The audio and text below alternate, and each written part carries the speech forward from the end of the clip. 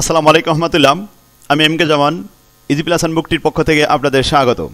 আজকের টিটেলের বিষয় working capital management প্রথম অধ্যায়ের দ্বিতীয় ক্লাস। শিক্ষার্থীগণ, এটি খুবই গুরুত্বপূর্ণ একটি অধ্যায়। এই অধ্যায় থেকে প্রতি বছর বি পার্ট এবং সি পার্টে 2 সেট প্রশ্ন আসে। আজকের ক্লাসে আমরা এই অধ্যায়ে আমাদের বইয়ের গুরুত্বপূর্ণ প্রশ্নগুলো এবং বোর্ড প্রশ্নগুলো সমাধান করব। যাদের কাছে আমাদের বই আছে তারা ভিডিওটি দেখার সময় বই বের করে আপনারা এটি অঙ্কগুলি মিলিয়ে নেবেন এবং প্র্যাকটিস করবেন। শিক্ষার্থীগণ, এই ক্লাসটি দেখার পূর্বে প্রথমে 1 নম্বর ক্লাসটি দেখে আসলে এই অধ্যায়ের বেসিক সম্পর্কে একটু বিস্তারিত জানা যাবে। 1 নম্বর ক্লাসটি আমি ভিডিও তৈরি করেছিলাম ফিনান্সিয়াল ম্যানেজমেন্টের 7 নম্বর অধ্যায় এবং ওয়ার্কিং ক্যাপিটাল ম্যানেজমেন্টের 1 নম্বর অধ্যায়, দুইটি অধ্যায় মিলিয়ে। কারণ ফিনান্সিয়াল ম্যানেজমেন্টের 3টি ফরম্যাট দেওয়া হয়েছিল আর ওয়ার্কিং ক্যাপিটাল ম্যানেজমেন্টে এই অধ্যায়ে সিলেবাসে মাত্র 1টি ফরম্যাট দেওয়া হয়েছে। তাহলে আসুন প্রথমে আমরা আমাদের বইয়ের প্রবলেম 1 থেকে অঙ্কগুলি সমাধান করি। শিক্ষার্থীগণ, 1 নম্বর প্রবলেমটি এটা 4 মার্কের জন্য এসেছে 2 বার, 13 সালে এবং 16 সালে। 2 নম্বর অঙ্কটি এসেছে এটা 15 সালে, আর 3 নম্বর অঙ্কটি এসেছে এটা 11 সালে। এভাবে আমি এখানে 20টি অঙ্ক দিয়েছি। তো আসুন প্রথমে 1 নম্বর প্রবলেমটি ভালোভাবে পড়ে আসি। অঙ্কটিতে 3টি ছোট প্রশ্ন করা হয়েছে আর ইনফরমেশন দেওয়া হয়েছে টোটাল কারেন্ট অ্যাসেট 5 লক্ষ টাকা, টোটাল কারেন্ট লাইবিলিটি 2 লক্ষ টাকা, কুইক রেশিও 1.5। প্রশ্ন করা আছে requirement find out the total working capital. শিক্ষার্থীগণ, আমরা 1 নম্বর ক্লাসে শিখেছি যে টোটাল ওয়ার্কিং ক্যাপিটাল বলতে আমরা বুঝি টোটাল কারেন্ট অ্যাসেটকে, অর্থাৎ টোটাল কারেন্ট অ্যাসেট সমান সমান টোটাল ওয়ার্কিং ক্যাপিটাল। তাহলে অ্যান্সার দিতে হবে এভাবে, calculation of total working capital. We know that, আমরা জানি টোটাল ওয়ার্কিং ক্যাপিটাল সমান সমান total current asset. Total current asset প্রশ্নপত্রে সাপ্লাই দেওয়া হয়েছে কত? 5 লক্ষ টাকা।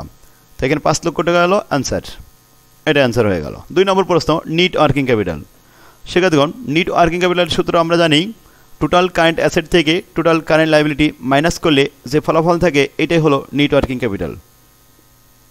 Total current asset 5 lakh, total current liability 2 লক্ষ। 5 লক্ষ থেকে 2 লক্ষ মাইনাস করলে ফলাফল আসে 3 লক্ষ টাকা, এটি হলো নিট ওয়ার্কিং ক্যাপিটাল আনসার। এবার আসুন সি নম্বর বলছে find out the inventory amount. সেক্ষেত্রে এখানে কোনো ইনভেন্টরি অ্যামাউন্ট দেওয়া নেই, তবে ইনভেন্টরি অ্যামাউন্ট বের করার জন্য একটি ক্লু দেওয়া হয়েছে যে কুইক রেশিও। আমরা জানি কুইক রেশিওর সূত্র quick asset divided by quick liability.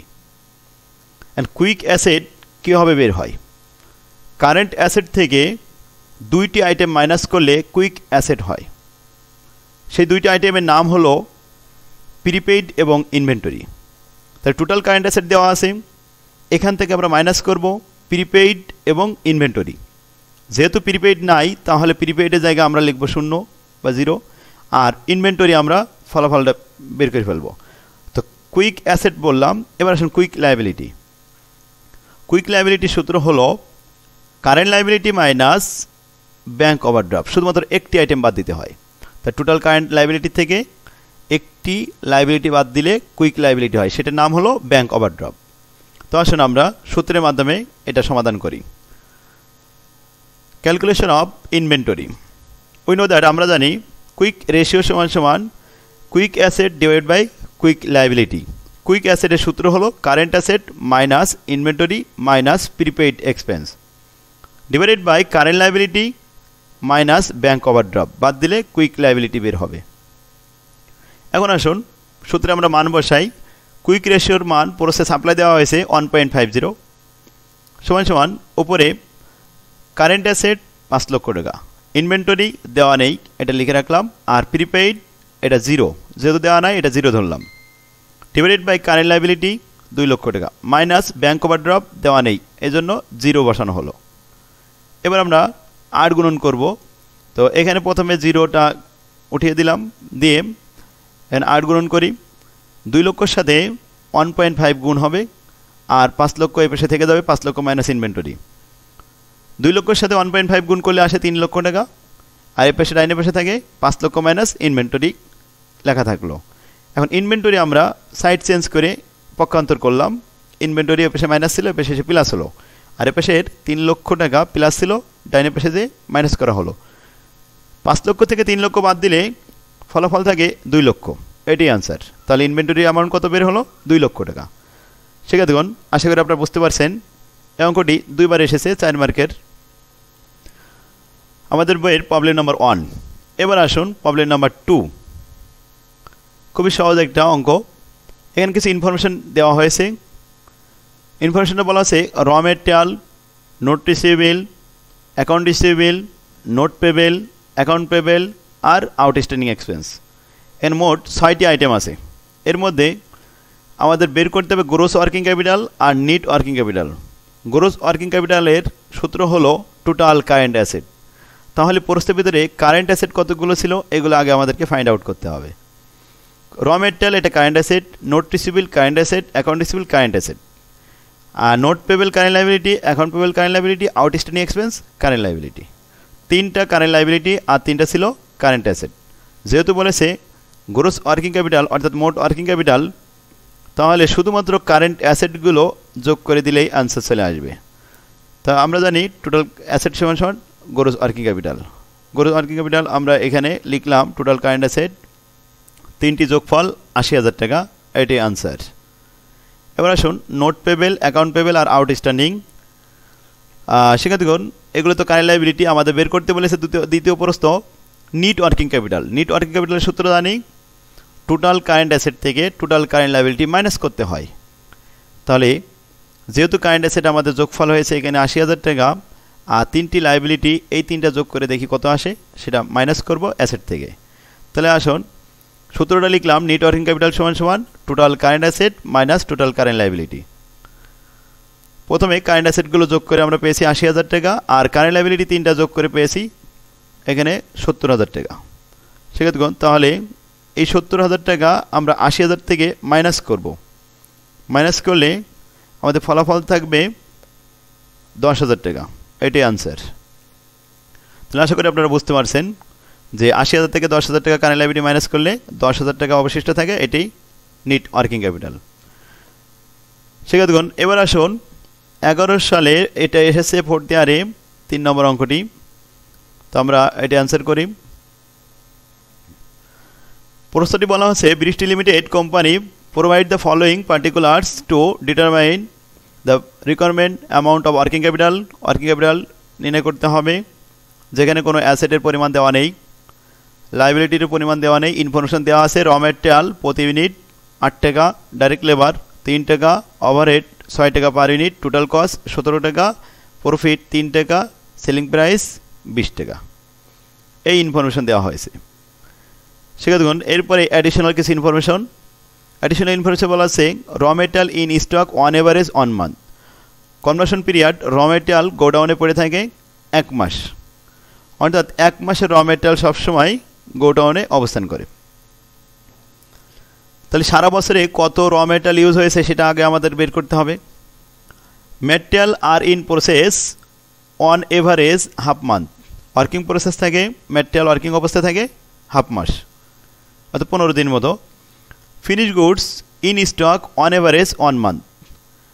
বিক্রয়ের পূর্বে তৈরি পণ্য পড়ে থাকে গোডাউনে 1 মাস। Credit allow by suppliers is 1 month. তাহলে পাওনাদারদেরকে টাকা দিতে হবে 1 মাস পর পর, অর্থাৎ 1 মাসে যে পরিমাণ ক্রয় করা হয়েছে সেই পরিমাণ পাওনাদার আমাদের বকেয়া থাকে, এটা আমাদের দায়। Credit allow to debtors is 2 month. Debtors এটা হচ্ছে দেনাদার সম্পদ, অর্থাৎ 2 মাসে যে পরিমাণ বিক্রি হয়েছে সেই পরিমাণ টাকা সবসময় আমাদের দেনাদার হিসেবে সম্পদ থাকে। Lag in payment of wages is 1.5 weeks, অর্থাৎ 1.5 সপ্তাহের মজুরি সবসময় বকেয়া থাকে। তাহলে আউটস্ট্যান্ডিং ওয়েজেস 1.5 উইকস। 1 বছরে হয় 52 সপ্তাহ, সেখানে 52 দ্বারা ভাগ করে আমরা 1.5 সপ্তাহ দ্বারা গুণ করলে ওয়েজেস পেয়ে যাব কত টাকা। Lag in payment of overhead is 1 month. Overhead 1 মাসের বকেয়া থাকে। 1/4 of the output is sold against cash. যা বিক্রি হয় তার 4 ভাগের 1 ভাগ ক্যাশে আদায় হয় আর 3 ভাগ বকেয়া থেকে যায়। তাহলে আমরা যখন দেনাদার নির্ণয় করব ডেবিটর্স, তখন আমাদের এটি কাজে লাগবে। পরের সেন্টেন্সটা বলা হচ্ছে cash in hand and at bank is expected to be 2500 টাকা। হাতে নগদ এবং ব্যাংকে জমা থাকতে পারে কত? 2500 টাকা। Level of activity 1,04,000 unit of production পার অ্যানাম। বাৎসরিক আমাদের উৎপাদন হয় 1,04,000 ইউনিট। এটা আমাদের খুব গুরুত্বপূর্ণ একটি তথ্য। প্রত্যেকটা অঙ্কে এইটাই খুব প্রয়োজন যে কত ইউনিট এক বছরে কনভার্সন হয়ে থাকে, প্রোডাকশন হয়ে থাকে, এটা আমাদের আগে জানতে হবে। এটা উপরেও থাকতে পারে, নিচেও থাকতে পারে, যেখানে থাকে শিক্ষার্থীগণ এটা প্রথমে আমাদের খুঁজে বের করতে হবে।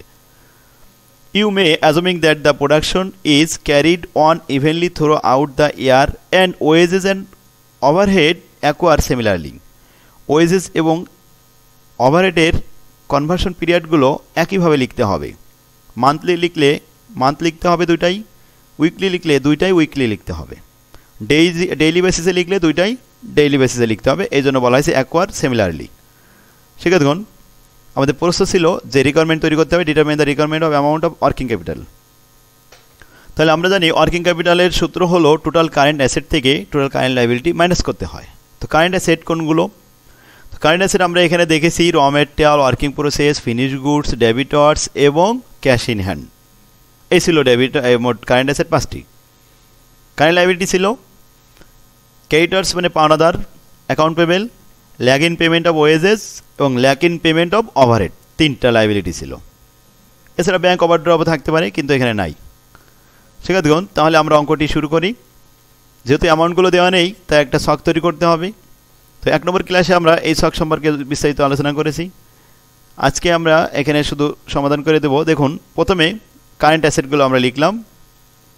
কারেন্ট অ্যাসেট এখানে মোট 5টা, নাম লিখে নেবেন প্রথমে।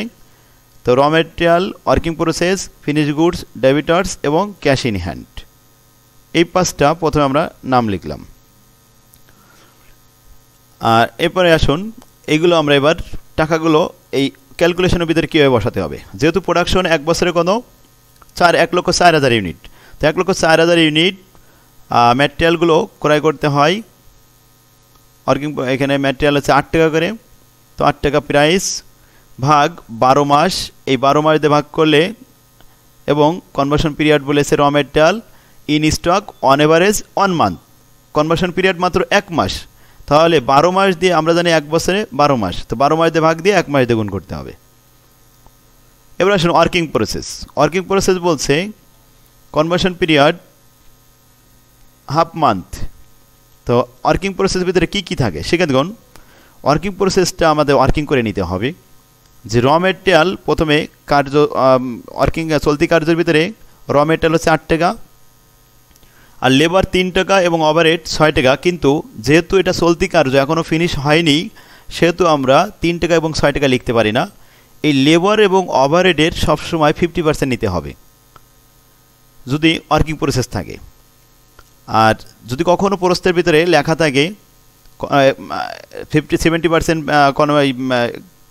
কমপ্লিটেড অথবা 75% অথবা 80% কমপ্লিটেশন, তাহলে আমাদের সেই পরিমাণ নিতে হবে। কিছু না বলা থাকলে ওয়ার্কিং প্রসেস অবশ্যই লেবারের 50% এবং ওভারহেডের 50%। আর যদি প্রস্তের ভিতরে কোনো কিছু উল্লেখ থাকে যে 45% কমপ্লিটেশন, এই ধরনের কিছু লেখা থাকে, তাহলে সেই পরিমাণ পার্সেন্ট নিতে হবে। যাই হোক, তাহলে আমরা বুঝতে পারলাম এখানে আমাদের লেবারের 50% কত হবে? 1.5 টাকা। 3 টাকার অর্ধেক 1.5 টাকা, আর ওভারহেড 6 টাকার অর্ধেক 3 টাকা। তাহলে 3 টাকা 1.5 টাকা 4.5 টাকা, আর এই 8 টাকা, তাহলে 8 আর 12 টাকা 50 পয়সা। এটা আমি ওয়ার্কিং করে দিয়েছি নিচেই। দেখুন, ওয়ার্কিং প্রসেসের রেট 8 টাকা এবং লেবারের 50% হয় 1.5 টাকা, আর ওভারহেডের 50% হয় 3 টাকা, মোট হলো 12.5 টাকা। এবার আসুন ওয়ার্কিং প্রসেসে আমরা লিখলাম 1,04,000 ইউনিট, 12.5 টাকা দিয়ে গুণ করলাম। আর যেহেতু এখানে হাফ মান্থ বলেছে, তাই 12 মাস দিয়ে ভাগ করে হাফ মাস দিয়ে গুণ করলাম, তাতে ফলাফল চলে আসলো 54,167 টাকা। শিক্ষার্থীগণ, এবার আসুন ফিনিশ গুডস, তৈরি পণ্য। তৈরি পণ্য তৈরি করতে গেলে আমাদের কত টাকা ব্যয় হয়েছে? র ম্যাটেরিয়াল 8 টাকা, লেবার 3 টাকা, ওভারহেড 6 টাকা, মোট খরচ 17 টাকা। এটাই হলো ফিনিশ গুডসের রেট। তো ফিনিশ গুডস অবস্থান করবে, কনভার্সন পিরিয়ড বলা হচ্ছে অন এভারেজ 1 মান্থ। তো আসুন আমরা এটা দেখি। ফিনিশ গুডস 1,04,000 ইউনিট, 17 টাকা রেট, 12 মাস দিয়ে ভাগ, 1 মাস দিয়ে গুণ, এতে আসে 1,47,333 টাকা। এটাই ছিল ফিনিশ গুডসের অ্যামাউন্ট। এবার আসুন ডেবিটর্স, দেনাদার। শিক্ষার্থীগণ, দেনাদার সৃষ্টি হয় বিক্রয় করলে। এখানে সেল প্রাইস দেওয়া রয়েছে 20 টাকা, কিন্তু ওয়ার্কিং প্রসেস করার সময় আপনাকে মনে রাখতে হবে যে ওয়ার্কিং ক্যাপিটালের মধ্যে কখনো প্রফিট আসে না। তো যেহেতু এখানে 20 টাকা সেলিং প্রাইস, এই 20 টাকা থেকে প্রফিটের অংশটা বাদ দিতে হয়। 3 টাকা বাদ দিলাম, থাকলো কত? 17 টাকা। শিক্ষার্থীগণ, তাহলে এবার আসুন আমরা ডেবিটর্স ক্যালকুলেশন করি। সারা বছর বিক্রি করা হয়েছে 1,04,000 ইউনিট, 17 টাকা করে গুণ করা হলো, 12 মাস দিয়ে ভাগ আর 2 মাস দিয়ে গুণ। 2 মাস দিয়ে গুণ করলাম কিসের জন্য? এখানে বলা আছে ক্রেডিট অ্যালাউড টু ডেবিটর্স 2 মান্থ, 2 মাস হচ্ছে এদের কনভার্সন পিরিয়ড। তো 2 মাস দিয়ে আমি এখানে গুণ করেছি, তো 12 মাস দিয়ে ভাগ দিয়ে 2 মাস দিয়ে গুণ করলাম। এবার আসুন প্রস্তাবিতে বলা আছে 1/4 of the output is sold against cash, অর্থাৎ মোট বিক্রয়ের 4 ভাগের 1 ভাগ শুধু নগদেই বিক্রি হয় আর 3 ভাগ বাকিতে থাকে। তাহলে নগদ যেটা বিক্রি হয়েছে ওটা আমাদের দেনাদারের ভিতরে আসবে না, শুধু আসবে 4 ভাগের 3 ভাগ। তো আমরা 4 ভাগের 3 ভাগ দিয়ে গুণ করলাম, 2,21,000 টাকা বের হয়ে আসলো ক্যালকুলেশন করে। Cash in hand expected cash দেওয়া রয়েছে কত? 2500 টাকা। এটা প্রস্তাবপত্রে দেওয়া ছিল। এই ছিল আমাদের 5টা সম্পদ যোগ করে পেয়েছি আমরা 4,94,333 টাকা। এবার আসুন কারেন্ট লাইবিলিটি। শিক্ষার্থীগণ, কারেন্ট লাইবিলিটি আমরা বের করব। এখানে দেখলাম যে 3টি আইটেম আছে কারেন্ট লাইবিলিটি। একটা আছে ক্রেডিটর্স মানে পাওনাদার, আর lag in payment of wages, lag in payment of overhead, এটাকে আউটস্ট্যান্ডিং ওয়েজেসও বলা যায়। শিক্ষার্থীগণ, তাহলে আসুন ক্রেডিটর সৃষ্টি হয় আমরা জানি পণ্য ক্রয় করলে, অর্থাৎ র মেটেরিয়াল ক্রয় করলে। র মেটেরিয়ালের মূল্য কত? রেট ছিল 8 টাকা করে। সারা বছর আমরা ক্রয় করেছি 1,04,000 ইউনিট। তো 1,04,000 ইউনিট 8 টাকা দ্বারা গুণ করলাম। আর ক্রেডিটর্স কনভার্সন পিরিয়ড বলা হয়েছিল 1 মান্থ, সাপ্লায়ার ইজ 1 মান্থ। তো যেহেতু মান্থে বলা হয়েছে কনভার্সন পিরিয়ড, তো মান্থলি বেসিস 12 মাস দিয়ে ভাগ করব, কারণ 1 বছরে 12 মাস। 12 মাস দিয়ে ভাগ করে 1 দিয়ে গুণ করিলাম, 69,333 টাকা বের হলো। ল্যাগ ইন পেমেন্ট অফ ওয়েজের রেট ছিল 3 টাকা। তাহলে 1,04,000 ইউনিট 3 টাকা দ্বারা গুণ করলাম। আর ওয়েজেসটা বলা হয়েছিল 1.5 উইকস। যেহেতু এটা উইকলি বেসিস ছিল, তাই আমরা এখানে 52 দিয়ে ভাগ করেছি, কারণ আমরা জানি 52 সপ্তাহে 1 বছর। তো 52 দিয়ে ভাগ করে 1.5 উইক দ্বারা গুণ করেছি, এতে আসে 9,000 টাকা। তাহলে আউটস্ট্যান্ডিং ওয়েজেস কত? 9,000 টাকা। এবার আসুন আউটস্ট্যান্ডিং ওভারহেড, অর্থাৎ lag in payment of overhead. 1,04,000 unit, ওভারহেডের রেট কত ছিল? 6 টাকা করে। তাহলে 6 টাকা দ্বারা গুণ করলাম এবং 52 সপ্তাহে ভাগ করে 4 সপ্তাহে গুণ করলাম, কারণ এখানে বলা হয়েছিল একোয়ার সিমিলারলি ওভারহেডটাও আমাদের একই কনভার্সন পিরিয়ডে লিখতে হবে। এর বলা ছিল overhead lag in payment of overhead 1 month. শিক্ষার্থীগণ, আমরা জানি 1 মাসে 4 সপ্তাহ হয়। যেহেতু ওয়েজেস আমরা উইকলি লিখেছি, তাই ওভারহেডও উইকলি বেসিসে লেখা হলো। 1 মাসে 4 সপ্তাহ, তাহলে 52 সপ্তাহে ভাগ দিয়ে 4 সপ্তাহে গুণ করেছি, ওভারহেডের পরিমাণ 48,000 টাকা বের হয়েছে। মোট 3টি দায় যোগ করে 1,26,333 টাকা। এখন সম্পদ হয়েছে 4,94,333, লাইবিলিটি হয়েছে এখানে 1,26,333। তো মাইনাস করলাম, মাইনাস করলে আসলো 3,68,000 টাকা। এটি হলো নেট ওয়ার্কিং ক্যাপিটাল। শিক্ষার্থীগণ, আশা করি আপনারা বুঝতে পারছেন। এবার আসুন আমরা আরেকটা অঙ্ক দেখি। এটাও আসছে 3 বার অঙ্কটি। তো আমাদের বইয়ের এই অঙ্কগুলি আপনারা আজকেই কমপ্লিট করবেন।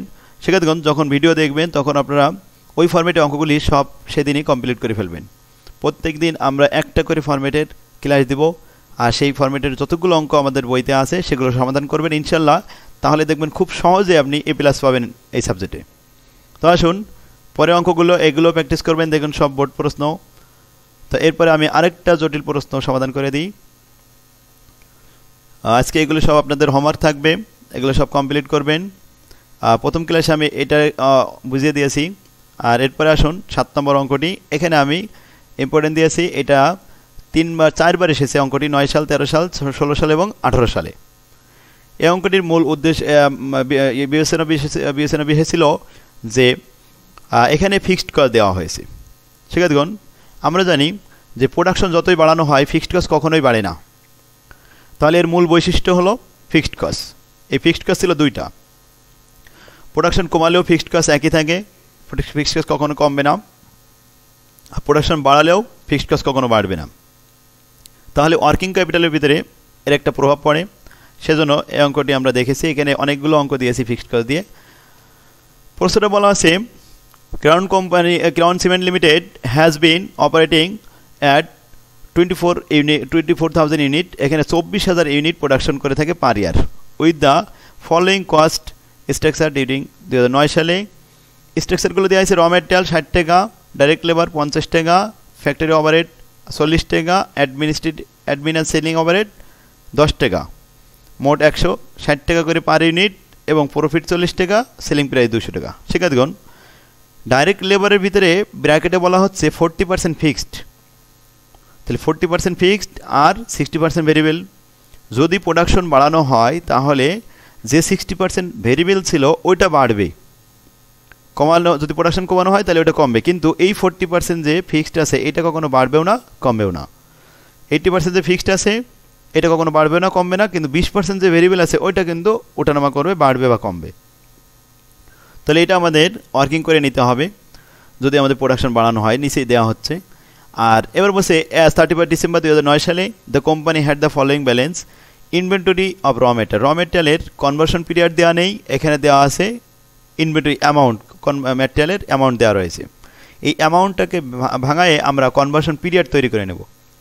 ইনভেন্টরি ওয়ার্কিং প্রসেসে কনভার্সন পিরিয়ড দেওয়া নেই, অ্যামাউন্ট দেওয়া আছে, এই টাকাটা ভাঙায়ে কনভার্সন পিরিয়ড বানাতে হবে। তাহলে তিনটে ওয়ার্কিং করতে হবে। ইনভেন্টরি অফ ফিনিশ গুডসের কনভার্সন পিরিয়ড না দিয়ে এখানে টাকা দেওয়া আছে।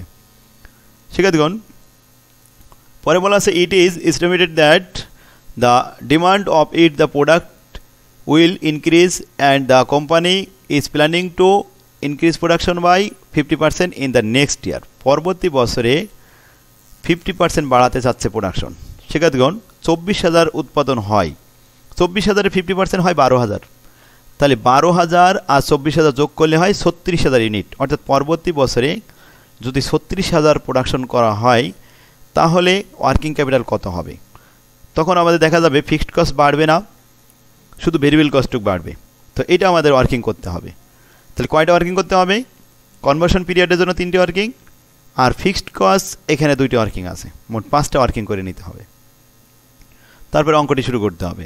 তাছাড়াও আরেকটা ওয়ার্কিং এখানে আমাদের দেওয়া হয়েছে, it is expected that because of increase volume of purchase, যখন আমাদের প্রোডাকশন বাড়ানো হবে অবশ্যই র মেটেরিয়াল কিছু বাড়তি কিনতে হবে, আর যখন বাড়তি র মেটেরিয়াল কেনা হবে তখন অবশ্যই র মেটেরিয়ালের দাম বেড়ে যেতে পারে।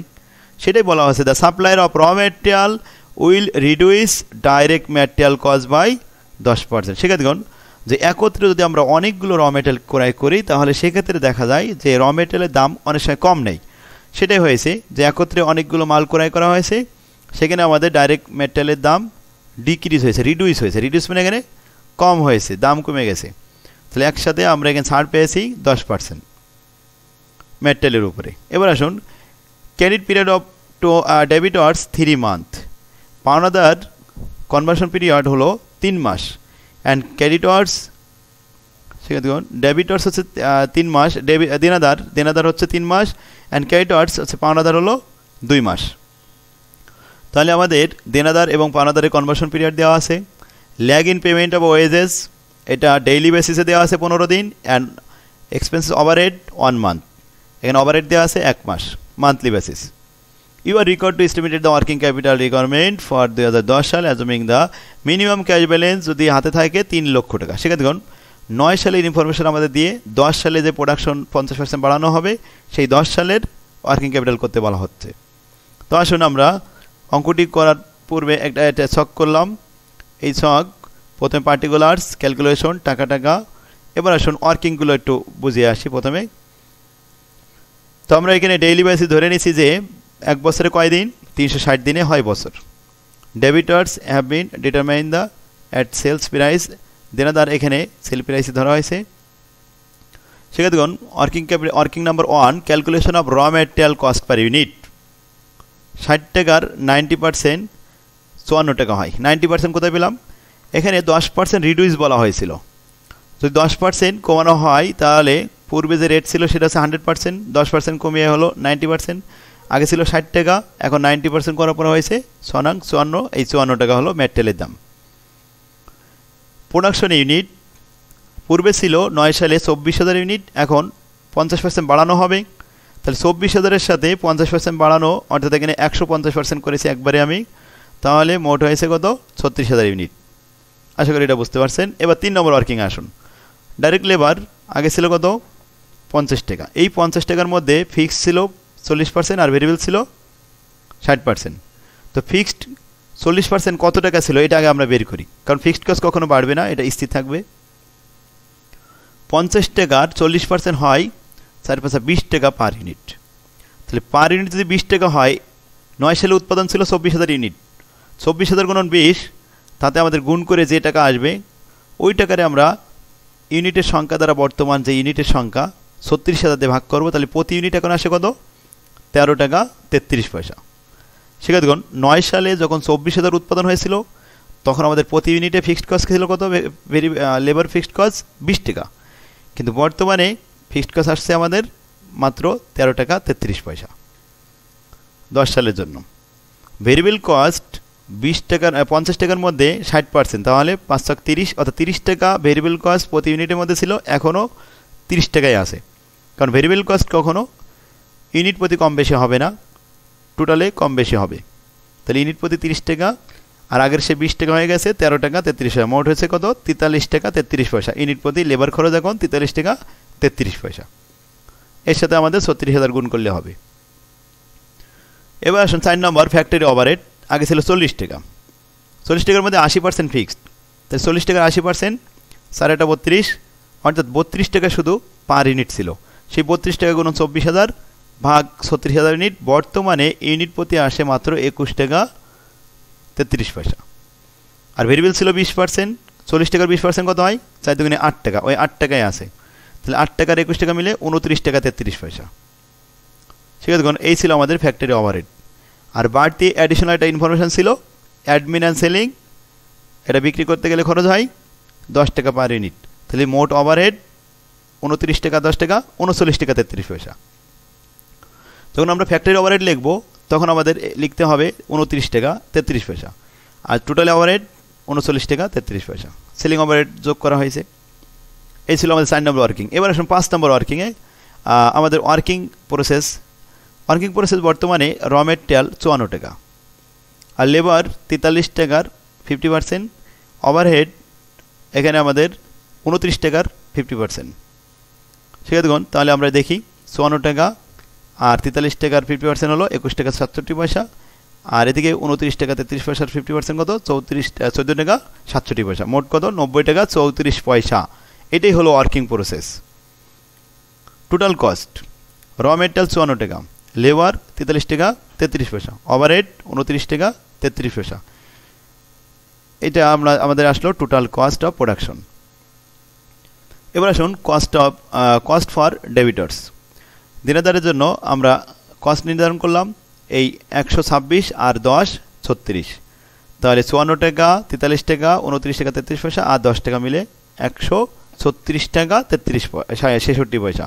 এটাই হলো দেনাদারের রেট। সেক্ষেত্রে আশা করি আপনারা বুঝতে পারছেন। এবার আসুন কনভার্সন পিরিয়ড।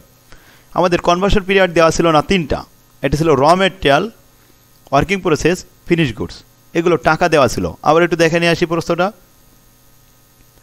সেক্ষেত্রে এখানে আমাদের র মেটেরিয়াল ছিল 3,60,000 টাকা, এক বছরের র মেটেরিয়াল এখন পড়ে আছে 3,60,000, কিন্তু কয় দিনের র মেটেরিয়াল? এই কনভার্সন পিরিয়ডটা দেওয়া নেই, তো আমরা এটা বের করব। র মেটেরিয়ালের দাম ছিল ওই সময় 60 টাকা করে, তাহলে 3,60,000 ভাগ 60 টাকা, আর ওর সাথে আবার ভাগ করব কত? 24,000 ইউনিট। তো 24,000 ইউনিট দিয়ে ভাগ করে এরপরে আসুন 360 দিনে আমরা বছর ধরেছি, তো 360 দিয়ে গুণ করেছি, এতে কত দিনের র মেটেরিয়াল আছে? 90 দিনের। যদি আমরা 360 না ধরে এখানে মান্থলি বেসিস 12 মাস দিয়ে গুণ করতাম, তাহলে অবশ্যই এখানে 3 মাস উত্তর আসতো কনভার্সন পিরিয়ড, এটাও হতো। তো আমি ডেইলি বেসিসে দেখিয়েছি। এবার আসুন ওয়ার্কিং প্রসেস। 2,20,000 টাকা। ওয়ার্কিং প্রসেসের রেট পূর্বে ছিল র মেটেরিয়াল 60 টাকা, লেবার 25 টাকা, ওভারহেড 20 টাকা। এখানে আসলো মোট 105 টাকা। 105 টাকা দ্বারা ভাগ করলাম এবং 24,000 ইউনিট দ্বারা ভাগ করে মোট আসলো। এরপরে 360 দিন দিয়ে গুণ করলে কত দিন আসে? 31 দিনের ওয়ার্কিং প্রসেস জমা ছিল। এবার আসুন ফিনিশ গুডস। ফিনিশ গুডস 7,20,000 টাকা ভাগ ফিনিশ গুডসের রেট কত? 60 টাকা আর 50 টাকা এবং 40 টাকা সব মিলে 150 টাকা। 150 টাকা দ্বারা ভাগ করে এবং 24,000 ইউনিট দ্বারা ভাগ করে 360 দিন দ্বারা গুণ করলে আসে কত দিন? 72 দিন। যদি আমরা 12 মাস দিয়ে গুণ করতাম 360 না দিয়ে, তাও আমাদের এটা উত্তর আসতো, তবে এটা ভগ্নাংশ চলে আসতো, ফ্র্যাকশন আসতো। সেক্ষেত্রে দেখুন এই ছিল আমাদের ওয়ার্কিং। আশা করি বুঝতে পারছেন। তো এই অঙ্কটা অবশ্যই 1 থেকে 2 বার করবেন, তাহলে আপনাদের আয়ত্তে চলে আসবে।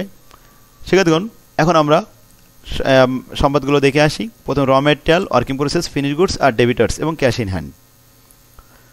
তো বর্তমানে 10 সালে আমরা প্রোডাকশন করতে চাচ্ছি কত? 36,000 ইউনিট। র মেটেরিয়ালের দাম কত? 54 টাকা ভাগ 360 দিন গুণন 90 দিন। কনভার্সন পিরিয়ড 90 দিন আমরা ওয়ার্কিং করে পেয়েছি, তাহলে মোট 4,86,000 টাকা আসে।